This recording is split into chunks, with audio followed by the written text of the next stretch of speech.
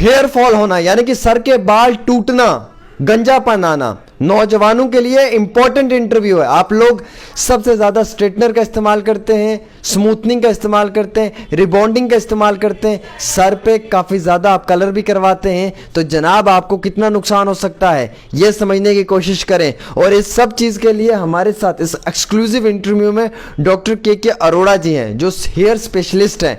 और ये प्रोग्राम ख़ास तौर पर उन नौजवानों के लिए है जो नौजवान इंस्टाग्राम पे रील्स बनाने के लिए या टिकटॉक जैसी वीडियोज़ बनाने के लिए अपने सर की हालत जो है वो बद से बदतर कर देते हैं और बाद में हेयर फॉल होना शुरू हो जाता है। ख़वातीन यानी कि हमारी बहनें, उनके लिए भी इम्पॉर्टेंट इंटरव्यू है क्योंकि वो भी ना पार्लर में जाकर काफ़ी ज़्यादा बालों के साथ छेड़खानी करती हैं और फिर बाद में बालों की हालत तबाह हो जाती है और फिर बाद में बाल टूटना शुरू हो जाते हैं और फिर घर में भी फितने फसाद शुरू हो जाते हैं शौहर और बीवी के कि जनाब आज ये वाला प्रोडक्ट लाओ, आज ये वाला तेल लाओ, आज ये वाला शैम्पू का इस्तेमाल करो, और वो अपने पाँव पे खुद कुल्हाड़ी मारती हैं। तो मकसद ये है कहने का कि वो सब लोग अपने आप के लिए खुद जिम्मेवार हैं। डॉक्टर साहब, मैंने इतनी सारी बातें कह दी, मेरा सिंपल सा आपसे एक ही सवाल है।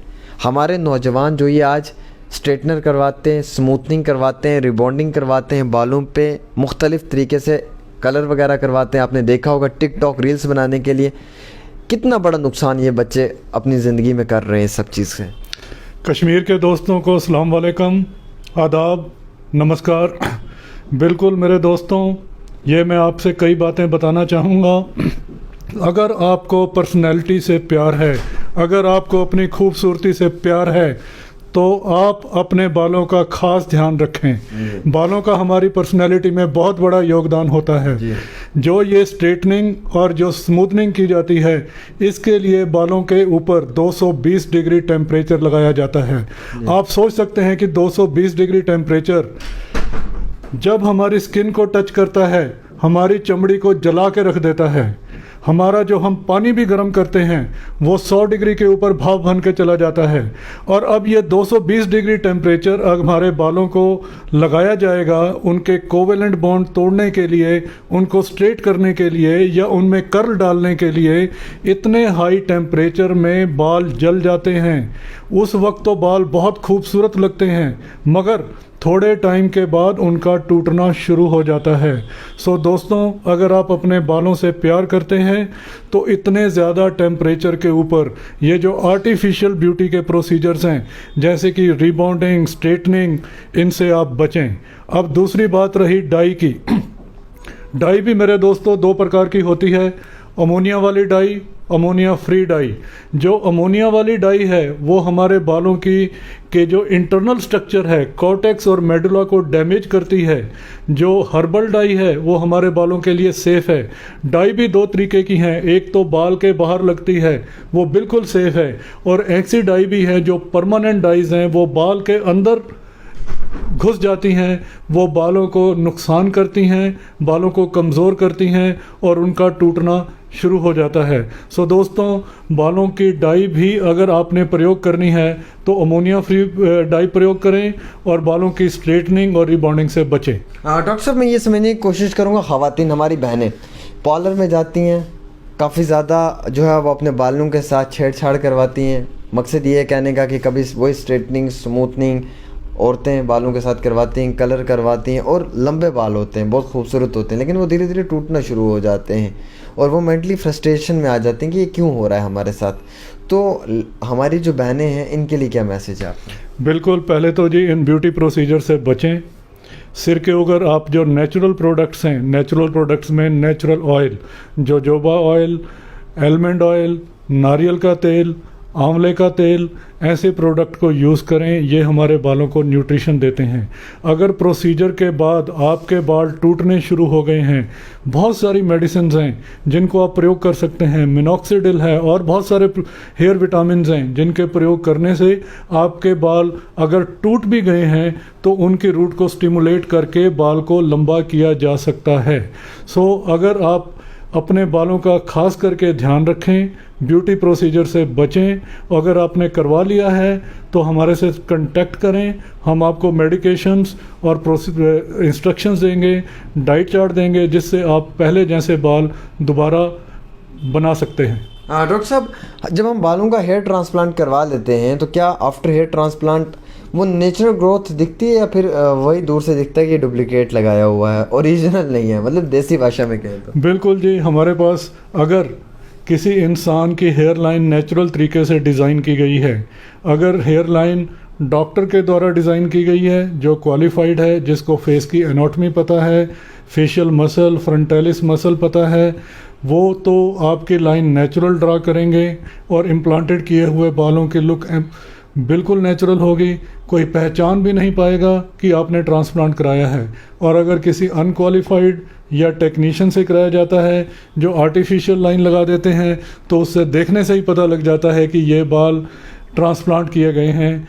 और ख़ास करके इसमें और जो ख़ास बात है कि हमारे पास एक लेज़र लाइट है जो आपके फेस के ऊपर बता देती है कि आपके फेस के ऊपर लाइन कहाँ जचती है और कहाँ पर ट्रांसप्लांट करना चाहिए। मैं ये समझने की कोशिश करूँगा कि हेयर ट्रांसप्लांट की क्या कोई उम्र होती है स्पेशली, कि 15 से लेके 50 है, 20 से लेके 60 है, 30 से लेके 70 है? सोहेल भाई, बालों की ज़रूरत जवानी में है या बुढ़ापे में है? दोनों टाइम है। बिल्कुल, जो जवानी में बालों की ज़रूरत है तो उसका ट्रांसप्लांट जवानी में ही किया जाता है। और हमारे पास तो मिडल एज 70 ईयर्स 80 ईयर्स के लोग भी आके बालों का ट्रांसप्लांट कराते हैं। मेरे पास एक ऐसे इंसान आए, कहते जी मेरे बाल तो 20 साल की उम्र में झड़ गए थे और सभी ने मेरी जो नाम टकला रख दिया था। मैं 70 साल की उम्र में इसलिए ट्रांसप्लांट करवा रहा हूँ कि मेरे का नाम जो टकला है वो मैंने अपने नाम के आगे से हटवाना है, वरना मेरे को बालों की ज़रूरत नहीं है।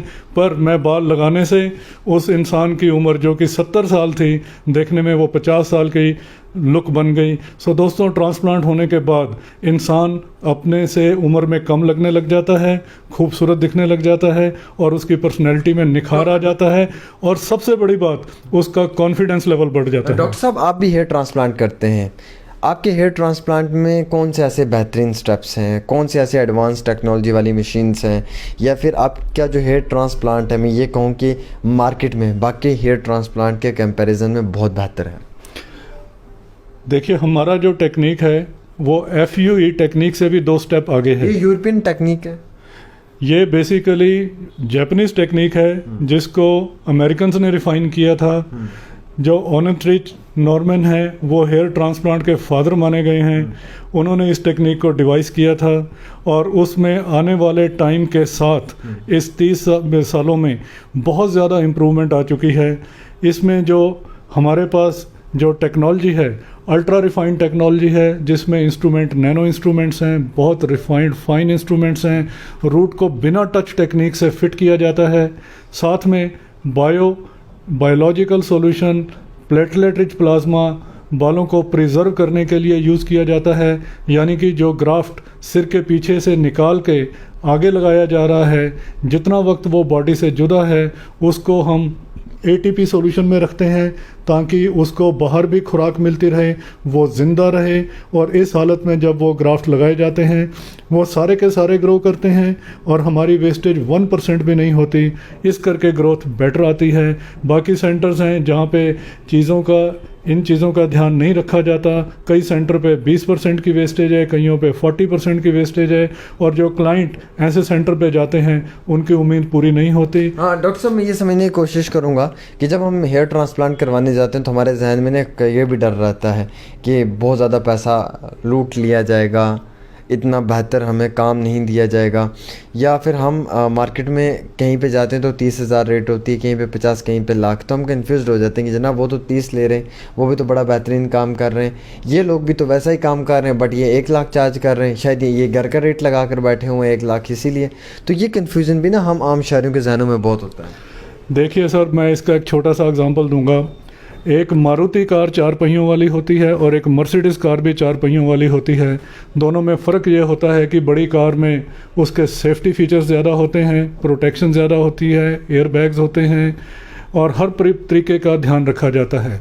वही बात यहीं लागू है। अगर आप हेयर ट्रांसप्लांट किसी क्वालिफाइड डॉक्टर से कराते हैं तो उस हालत में आपका खर्चा ज़्यादा आएगा, क्योंकि उसने विशेष करके आपके लिए स्पेशल पंच यूज़ करना है ताकि आपके सिर के पीछे किसी प्रकार का निशान ना पड़े। ग्राफ्ट प्रिजर्वेटिव यूज़ करने हैं जो कि महंगे पड़ते हैं, तो उस हालत में और प्रॉपर स्टरलाइजेशन की जाती है, डिस्पोजेबल आइटम्स यूज़ की जाती हैं, तो इन चीज़ों से कॉस्ट बढ़ जाती है।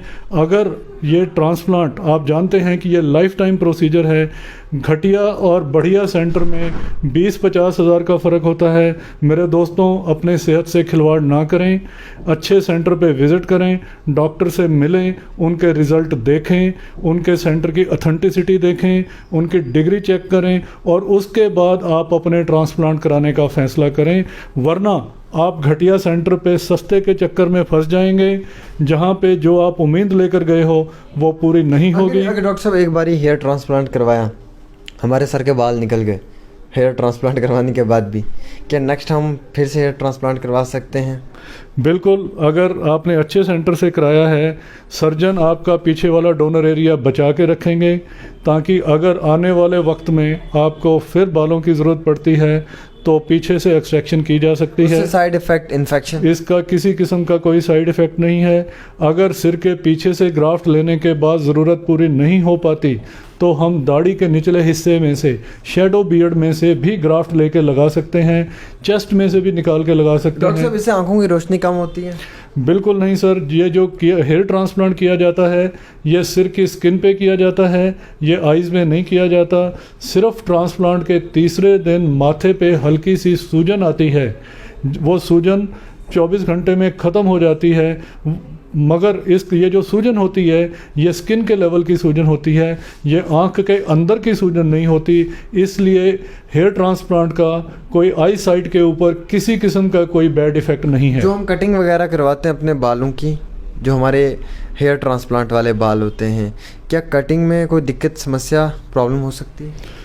हेयर ट्रांसप्लांट वाले बाल आपके नेचुरल बाल हैं, इनकी नेचुरल ग्रोथ है। अगर आप सिर के ऊपर मशीन ज़ीरो कट भी करवा देंगे, कटिंग भी करवाएंगे, तो ये बाल दोबारा ग्रो करेंगे।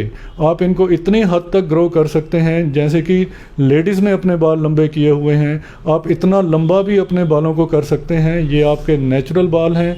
जो बाल की क्वालिटी पीछे होगी वही आगे ट्रांसप्लांट करने के बाद वही क्वालिटी मेंटेन रहेगी। कई बार हमने ये भी देखा है कि कम उम्र में हमारे सर के बाल सफ़ेद हो जाते हैं, क्या कारण हो सकता है?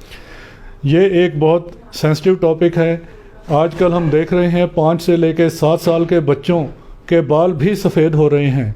इसमें बहुत मेन कारण न्यूट्रिशनल डेफिशिएंसीज, दूसरा आजकल के केमिकल्स का प्रयोग, पेस्टिसाइड्स का प्रयोग, फूड प्रिजर्वेटिव का प्रयोग होने से उनमें ऐसे केमिकल्स हैं जो कि हमारे बालों की मेलानोसाइट्स को डेड कर देते हैं और बाल सफ़ेद होने शुरू हो जाते हैं। सो दोस्तों, इसके लिए healthy food, nutritional food, high protein diet, बालों की केयर करने से हम बालों को सफ़ेद होने से रोक सकते हैं।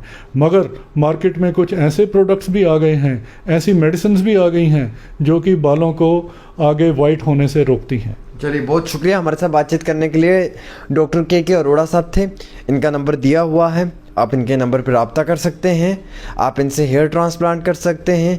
हेयर के मुतालिक कोई भी अगर आपको जानकारी चाहिए होगी तो वो आप इनसे ले सकते हैं। और तफसीलाती तौर के ऊपर इनके पास जदीद टेक्नोलॉजी यानी कि एडवांस टेक्नोलॉजी के साथ बना हुआ वो नया सेटअप है, जिसके अंदर आप 100% सिक्योर तरीके से अपना हेयर ट्रांसप्लांट करवा सकते हैं और आते वक्त में आपको कोई समस्या और परेशानी का सामना नहीं उठाना पड़ेगा। फ़िलहाल जम्मू कश्मीर के जितने भी लोग हैं, ख़ास तौर पे वो अगर आना चाहें इनके पास, तो इनके पास स्पेशल डिस्काउंट भी है अपने जम्मू कश्मीर के लोगों के लिए कि वो आएँ, इलाज करवाएँ और गारंटी से जो है वो उन लोगों तक एक बेहतरीन मकसद से जो है वो वक्ती तौर इनका इलाज भी करवाया जाए। फ़िलहाल एक छोटी सी पेशकश डेली तस्कीन पे आमिर सुहेल के साथ। अल्लाह हाफिज़।